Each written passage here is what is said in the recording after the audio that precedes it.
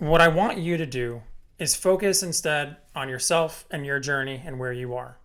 Focus on getting better every single day. Welcome to the Endure Hunt Podcast. I'm your host, Andrew Kosovic. Join me as I share my experiences as an emergent hunter, offer advice on how to overcome challenges, and pursue your passion for hunting. This is episode 14 of the podcast, Social Media and the Comparison Trap. Before I jump in, though, I wanted to say if this is your first time listening to the podcast, I appreciate you taking the time out of your day to listen to me talk about hunting, something I'm super passionate about. I'm Andrew. I'd like to share very quickly what my background is with hunting. I started hunting back in 2018. I went on an elk mule deer combo hunt in southwestern Montana. And although I had no hunting experience before, I was a year out of the military, I got hooked after that hunt. I did not come home with an animal and the traditional success of a hunt as it's defined normally, but I came home with something better. I was exhilarated to get hunting. And when I went back to New Jersey, which is the state that I lived in at the time, I started figuring out how I could hunt on my own. And I've been hunting out west every year since. I now live in Texas, but I make a trip out west every single year on at least one hunt. And I will be going out to Montana again this year. I'm looking forward to that November rifle hunt.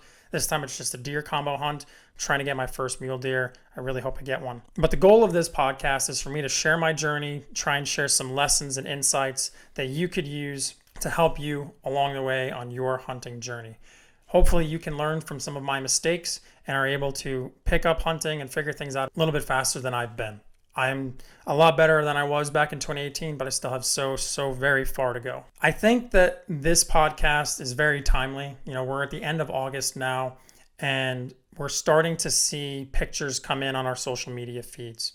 Personally, I use Instagram the most. That is the social media platform where I am most active, both personally and for Endure Hunt. If you're not following me, I would very much encourage you to go to Instagram. I'm at Endure Hunt, ENDURHUNT.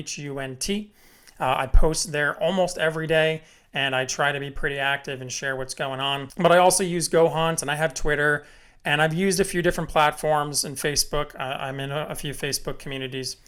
But I think that the ones that you see the most engagement on, the ones that I want to focus on, really on Instagram. You will definitely see some really monster animals taken on Facebook groups. I just think that, and maybe it's just my bias towards Instagram because I spend more time on Instagram than I do on Facebook. I see more of the giants, more of the big animals killed on Instagram.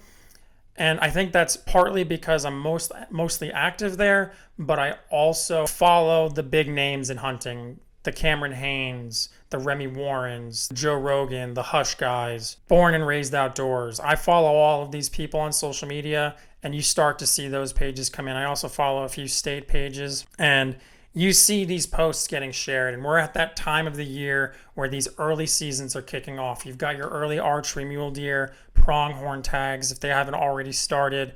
I know Arizona had some trophy tags where those hunts already happened, and I've seen the trophy pictures of some magnificent velvet bulls that are taken. If you haven't already started seeing your social media feeds getting filled with these animals, you're going to start seeing them very soon after this podcast goes live. And when that happens, I think it's really easy for us to start beating ourselves up.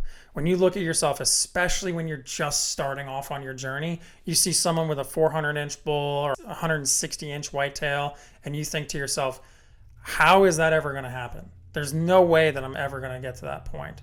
I should just give up. When you're sitting in a tree stand and all you see is a little spike or a little fork, in my case, it's sitting in public land in Texas, I don't think I've seen a legal buck that I could shoot on public land because none of the ones I'm in a county with antler restrictions. I don't think I've seen a single one that I've been able to shoot.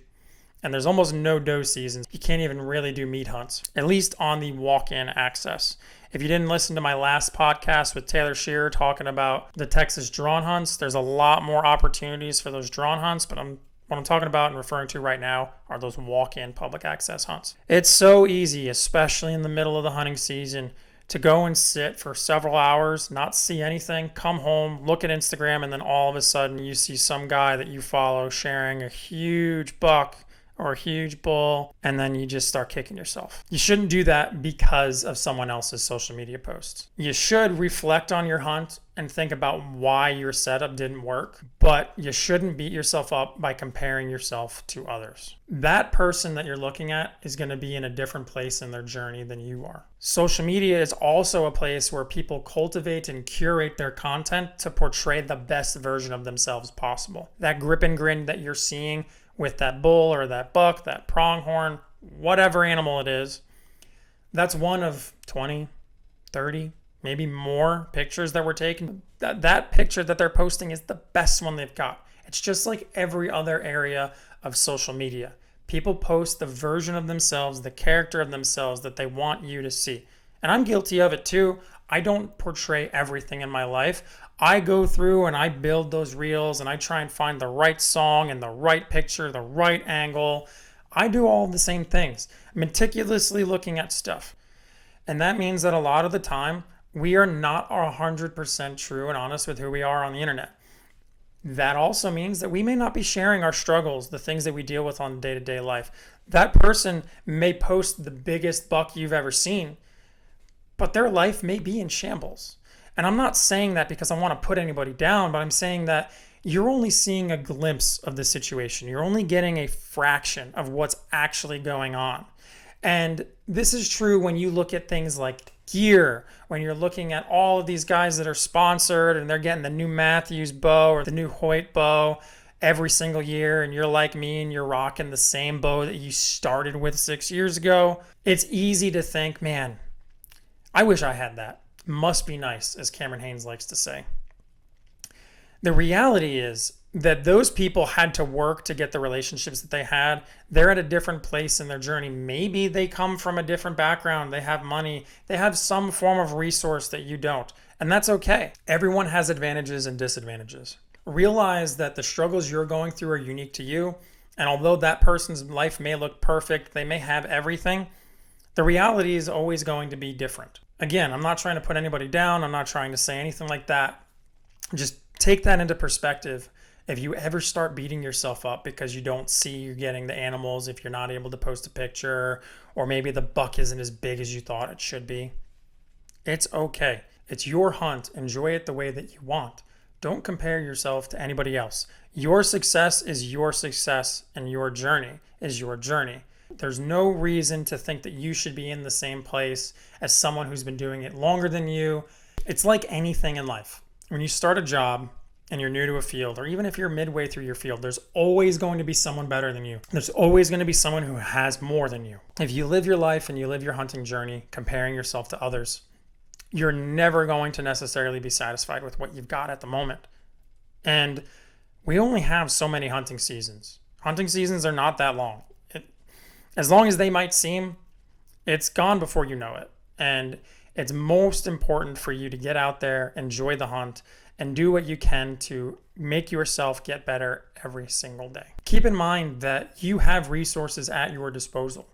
Just because you may not have access to private land, you don't have the money that it takes to pay for some of the elite tags that you can get for outfitters, or access to private land in places like Utah or Arizona or New Mexico. You don't need that stuff to be a successful hunter. And you probably have advantages that you also don't realize that you have. If you think about the skills that you bring to the table, maybe you're really good at e-scouting, or you're very passionate about the woods and you know how to read trees. I don't know anything about reading trees. I'm colorblind and I can't read trees. You probably have more going for you than you realize. And if you take some time to sit down and plan and prep yourself, you will be able to better set yourself up for success. The thing that I want you to focus on, if you're listening to this and you've made it this far, is that your focus should not be on everyone else who's out there. It is great to enjoy that content, to be inspired by the content of others that you see. It's when it starts putting you down that it becomes a problem, and you need to change your focus and your perspective on it. What I want you to do is focus instead on yourself and your journey and where you are. Focus on getting better every single day. I've been hunting since 2018.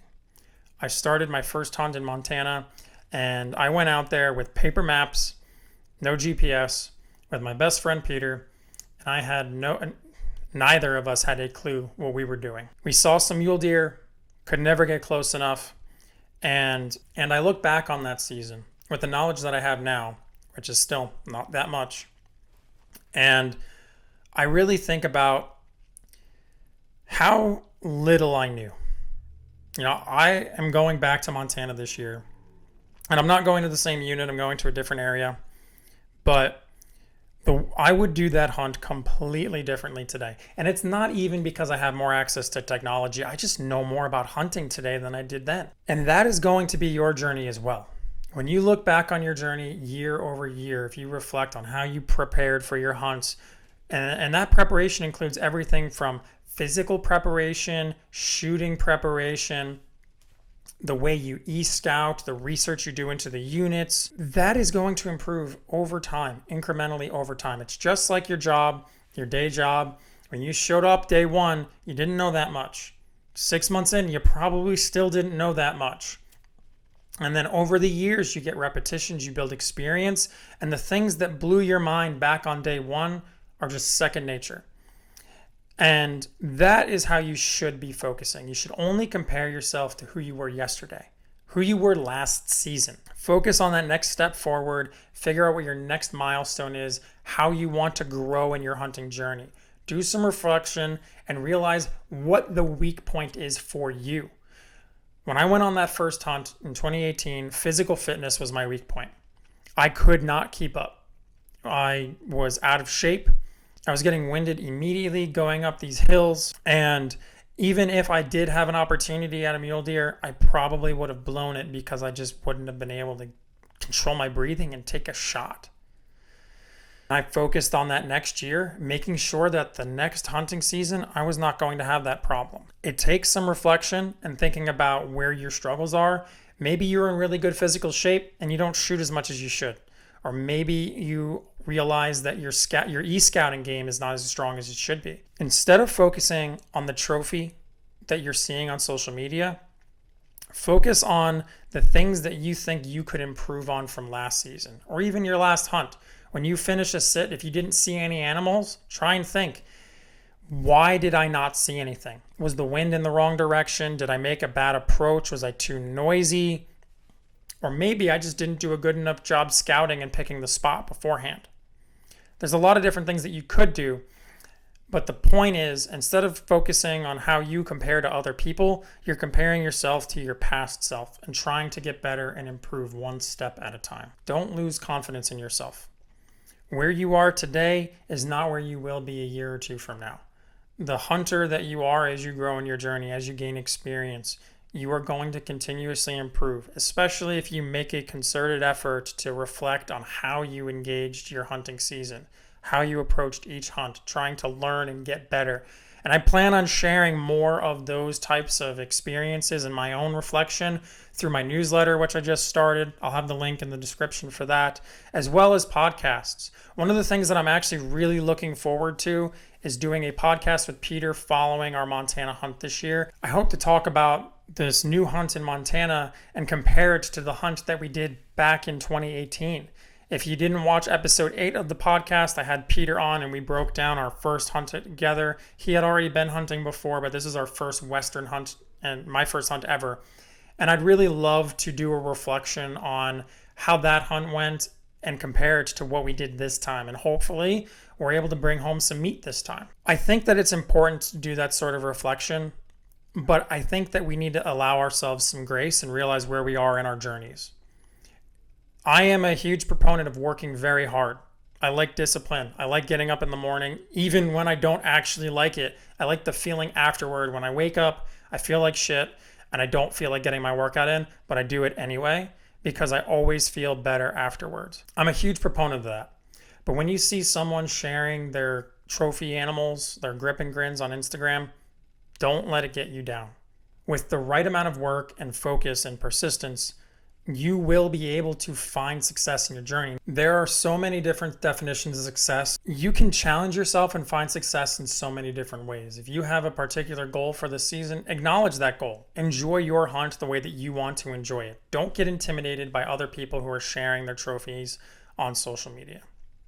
And remember that this is an art form. I love photography. I love taking videos. I love taking photos. And I've had the camera that's recording this that I'm looking at right now. I've had this camera for probably 10 years, long before I ever started producing any type of content. I've always just loved taking, editing photos, and trying to get the right shot and the right angle. And a lot of the photos and stuff that I've taken, I haven't even shared. I just enjoy it. I have them hanging on my walls in my house. And I say that because you're supposed to enjoy it. Hunting itself is an art just as much as it is a science. Yes, there are factors that you can do to stack the deck in your favor, but there is no true science to success when it comes to hunting. If there were, I guess it wouldn't be hunting. You have to be able to adapt, deal with the challenges and adversity that face you in time. And there's something beautiful about that. And then when you go to capture it and celebrate it, it should be celebrated. But remember that this is just an expression of someone else's journey. And their journey is their own, and they're allowed to share that journey. They're allowed to enjoy that journey, and you should praise them and congratulate them along the way. But it doesn't mean that you have to beat yourself up. Enjoy the camaraderie that comes from sharing experiences and talking to other hunters that are also on a journey. We're all learning as we grow, and every single hunter is trying to get better every year. You know, when I think about my first buck, and I've shown him on many podcasts before, he's like a 95-inch whitetail. He is no record book deer, but I will proudly display him forever because to me, that was a signal of my first success. And no one can take that away. I don't care how many 200-inch bucks I see. I don't care if I ever get a 200-inch buck. None of them are going to have the same meaning as that deer does. And you have your own stories just like that. I am sure of it. Don't let anything dissuade you from your own journey and your own growth. Be proud of where you get. The success that you have this season, whether your goal is to just fill the freezer with does or if you're trying to aim for a specific age class or size deer, that's fine. Hunt it the way you want. Focus on your goals, who you are, what you want to accomplish, and just try and get better every single day. I think most importantly, just have fun. The challenge is great. Being able to provide food for your family is great. If you don't enjoy it, you're not going to be able to do it or pass it down for generations to come. And I know that personally, one of my big goals is being able to pass down the beauty of hunting to the kids that I hope to have one day. If I don't enjoy it, they'll see that I don't enjoy it. And they're not going to want to do something that I don't enjoy. Why would they? This should be a passion for you, something that you enjoy. And if you get so caught up in the rat race of social media, it's going to eat away at you and you're eventually just not going to want to do it anymore. If you want to be able to hunt for a long time, enjoy, embrace the success of others, congratulate them, share in their success, but make sure that you don't let it eat you up inside. Focus on yourself, your own goals, and remember that social media is not a true reflection of everything going on in everyone's life. It's curated content made for a specific reason, set up for a purpose, and tuned appropriately so that it'll get likes and comments. And there isn't anything wrong with that. But just remember it when you start beating yourself up because you're not the one sharing the big buck, or if you ever think that you shouldn't share your grip and grin or the picture of the doe that you just shot because it's not worthy of being posted on social media. Again, I'm just going to encourage you to remember that your journey is your own and you should be proud of everything that you do. You put in hard work to get that animal. You put in hard work to fill the freezer. There's nothing wrong with that. Never let anybody tell you otherwise. All right, to close this out, remember, social media is not the place to compare yourself to others. It's a place to share your journey and your success and enjoy and embrace and participate in the journeys of those around you. It's important to focus on your personal growth. Try to become a better version of you every day. Reflect on your hunts from previous seasons. Reflect on your hunt from last week. Think back on the things you could have done better, the things you could have tweaked or changed. Find your weak points, and then in the off season, do your best to shore those up so that when you go into the next season, you're even more capable and ready to get out into the field. I would encourage you to share your stories with me. I would love to get tagged in them on Instagram. If you have any hunting success this year, please tag me. I will happily repost it. I will share it in my stories, and I'll probably start including some of those in the newsletter that I send out every week. Thank you for taking the time out of your day to listen to this episode of the podcast.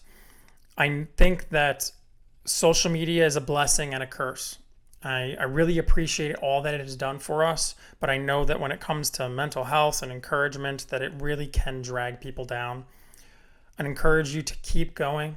Even if you feel down and low, you shouldn't let it stop you from continuing on your journey. Where you are today is not where you will be several years from now. Enjoy the journey, enjoy the process, share your success, and share in the success of others. I really appreciate all of you. Thank you, and I'll see you next time.